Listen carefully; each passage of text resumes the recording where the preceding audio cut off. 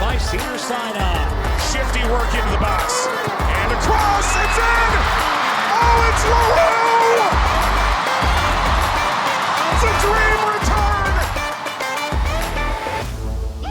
return! Welcome to Casual FC, an Angel City match preview and footy therapy pod featuring 3 certified footy therapists. I'm your host, Mario Salazar, and as you can see, I am pre-recording this mainly because I was not there for the recording. If you heard our last episode, the retirement retrospective part 3, due to scheduling issues, I couldn't actually record with Angela and Eva, but they did an amazing job, and they've done an amazing job with these next 2 episodes also. So today, this is our retirement special for the one and only, the amazing Ali Riley. Our captain, our ever-smiling presence on Angel City. You'll get some great insights from Angela and Eva coming up, but here I get to, take over a bit since I'm recording by myself. As the casual coming in, and I mentioned this before, I would say a lot of the players that we talk about on the podcast, a lot of the players that we talk about during these retirement retrospectives are new to me, and Ali Riley was no different, but she was an instant favorite. She feels like a what you see is what you get type person. She really feels like she's the same person on and off the field, and I think that's amazing, and you can just feel how genuine she is when it comes to everything that she just permeates as her whole being, right? The things that she's done for the team, for her national team, for the Angel City community, and just for Woso in general, she is a force, and I am so glad to have her as our captain and to have her as a forever member of Angel City. And I will hand it off to the wide world of women's sports, Angela Morales, and our special guest, the self-proclaimed human junk drawer of soccer knowledge, Eva Friedman, to just recap the amazing career of Ali Riley.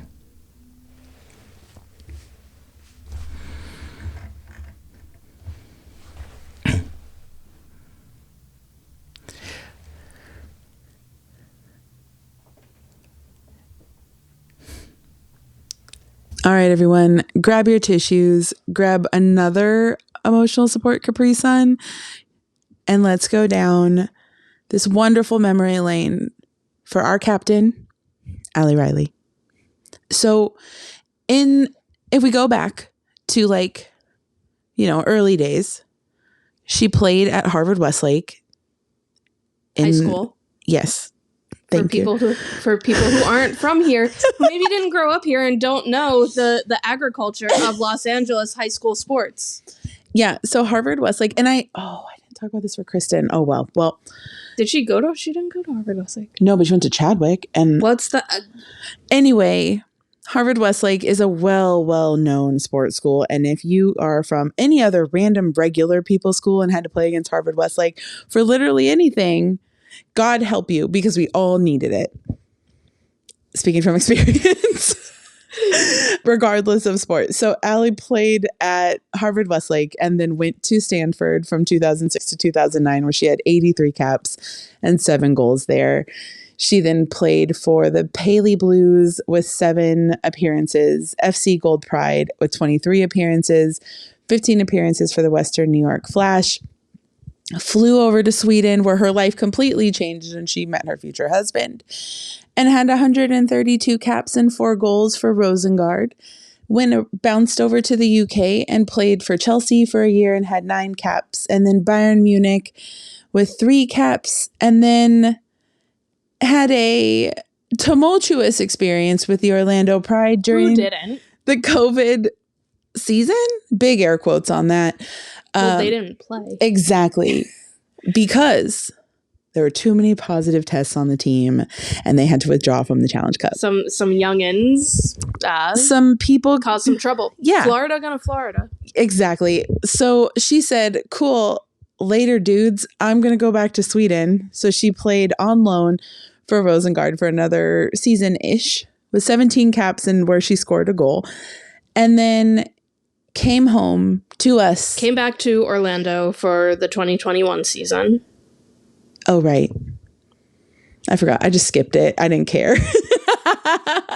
Came back to Orlando. It establishes the lore it does. of that like insane veteran core that Orlando had of Marta, Allie Krieger, Alex Morgan, Sid LaRue, Allie Riley. Yeah. And then to her surprise, genuinely, she just said this not that long ago on a panel. To her surprise, she was traded to Angel City, and then it ended up being the best homecoming you could ask for. And I can't talk barely anymore because I'm already emotional about Cap. But for her international career, playing for New Zealand, where her dad is from, was a huge honor for her. Yeah. And she played for the U20 New Zealand team. She had 11 caps and 5 goals with them in 2006. And then from 2007 to 2025, essentially, she represented the senior team and was captain for 8 years with 163 caps where she scored 2 goals. And I'm going to do her like LA, California history. Please. So like I said, she played at Harvard Westlake. She was the captain senior year. She was a 2-time Mission League offensive MVP. We know Allie Riley is a defender, but that didn't happen until her junior year at Stanford, which I don't think a lot of people know. I didn't know that. Yeah. Fan I am. She was a forward her freshman and sophomore year where she scored 6 goals and had 4 assists across both season. And like, honestly, when you're playing with players like, I don't know. Well, Kristen Press was there in her later years, but Kelly O'Hara, you have insane defenders and you can just kind of play where you can play. But she converted to an outside back her junior year and played defense either left or right back the remainder of her career, which is absolutely cool. It's dope, honestly. Yeah. So here's Eva with the rest of Allie Riley's career so I can go and cry in peace. So after Stanford, she gets drafted in 2010 to FC Gold Pride in the WPS, which is the NWSL's predecessor. She won a championship and Rookie of the Year. And then 2011, she signed with Western New York Flash. This is still WPS, not NWSL, but she signs with them and was a finalist for Defender of the Year and won a championship. And then that league folds. She goes to Sweden, wins 3 consecutive championships. She bounces around Europe, has a great like Lizzie McGuire like journey of life, just like traveling Europe, being cool, playing soccer, having and she comes back to the NWSL to Orlando. And then, which surprised everyone, by the way, it had been stated quite a bit that she was not interested in coming. She would not be coming to the NWSL. So I was pumped when she was coming back to the league, or coming to the league for the first time. And then COVID happens, and then Orlando doesn't go to the Challenge Cup. And so what a lot of like national team players and stuff did during this time was go play over in Europe because they had their shit together a little bit more than we did here, in case you didn't know. Then she comes back and she plays a season in Orlando. And then, surprise, she's traded to Angel City. Dun, dun, dun. Where a legend was reborn. Truly. And she was named our first captain, which is why in this household she is known as Cap. I don't think anyone else calls her that, but we have said it to her face. Mm-hmm. Yeah. We call her Cap. She's our Cap. Wink, wink, nudge, nudge. Would love to see that jersey retired. Yeah, big time. Yeah, just putting it out there. You know, not like she's like the first captain. Not like she played for like 20 years or anything. Like, you know, she didn't captain in a whole country's international team or anything. She's done nothing. So she comes home. She scores her first NWSL goal in 2023. I'm going to read the note verbatim. Champion of the city. And I mean that as like she's a champion of LA. Like she champions the city. She represents us so well Yeah. as Angelinos, which we're very, as a group, very prideful. No. I didn't know that. Yeah. If you are born and raised in LA, it's just different. Like, you've been here long enough where most people consider you like you're an Angelino, like you're here and you've integrated enough in the city. My biggest life achievement, quite frankly. But not many people who move here do that in the same way. So those of us who grew up here, no matter what part of the city you're really from, you understand LA on a different level. You understand the microcosms, the west side, the east side, mid-city, like all of the neighborhoods. You understand, like, we are all the same and we are all so different. And we'll talk shit about each other and different neighborhoods and different little, like, micro cities and things like that. Like, we'll talk shit, but don't keep your name out, keep our name out your mouth kind of thing. But she is such a wonderful, just a wonderful representation of the city. Yeah, I think that the minute she was named captain for Angel City, it made complete sense. Yeah. It felt right. When that signing was announced, the trade was announced, you know, Angela said, you know, who is this? And I think one of the first things I said was, you know, to know Allie Riley is to love Allie Riley. Yeah. You said you might not have seen her play, but I promise you'll love her. Yeah. And I was like, okay, sold. And now I'm just weeping on the internet. Yeah, she common theme for a lot of the players who retired this year is that they were champions for communities who needed champions. So first of all, she participated in the first ever World Cup win for New Zealand in the 2023. Yeah. I know what years things happen. It's also well, I'm talking to the listeners who are listening and not watching. I'm not talking to anyway. And on top of that, she gave a big Smiley Riley middle finger to FIFA. Yep. They banned Pride armbands, and so she painted her nails the LGBTQIA plus flag. And in every image of her from that game, she is like beaming, emotional, and she has her hands on her face. And I don't think anyone has ever not been happy for her. Ever. Like, she works incredibly hard. She is so kind and good to everyone around her. Generous. Yeah. And, you know, I said this in another episode, but, you know, we're not in the business of, like, congratulating allies for doing the right thing.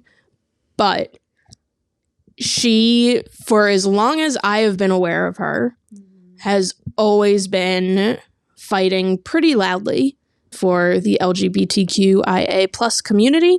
It has not gone unnoticed. No, not at all. Year one for Angel City, there was a situation, and she came right out and was like, this stadium is home for everybody. This team loves everybody.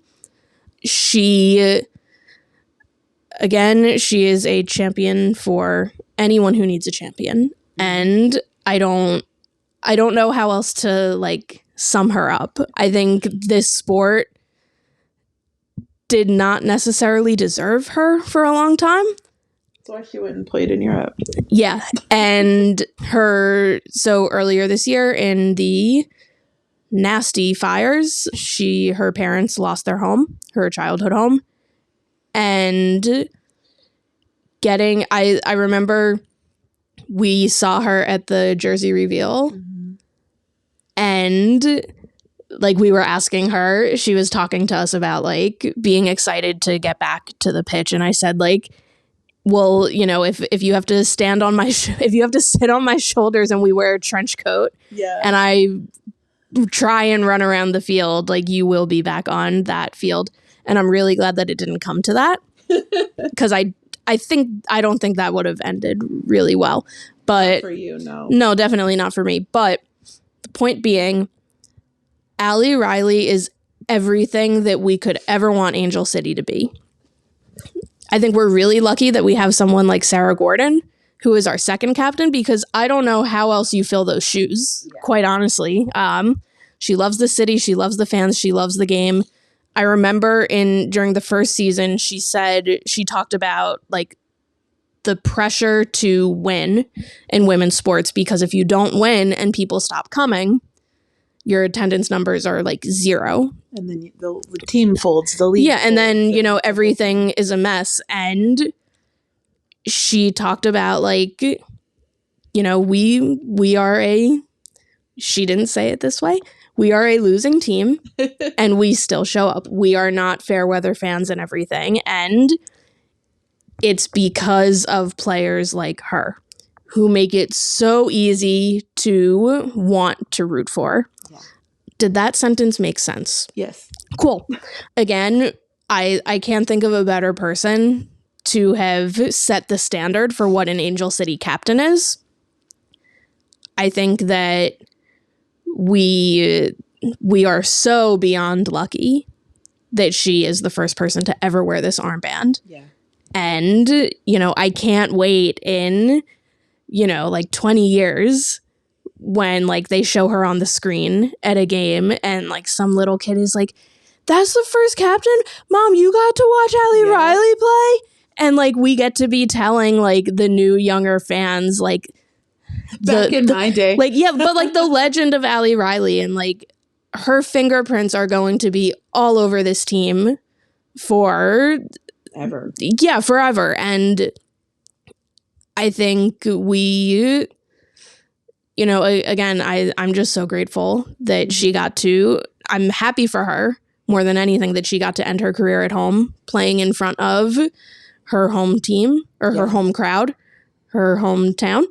Team crowd home. Yeah, whatever. Her with her family at just about every game. John and Bev are everywhere.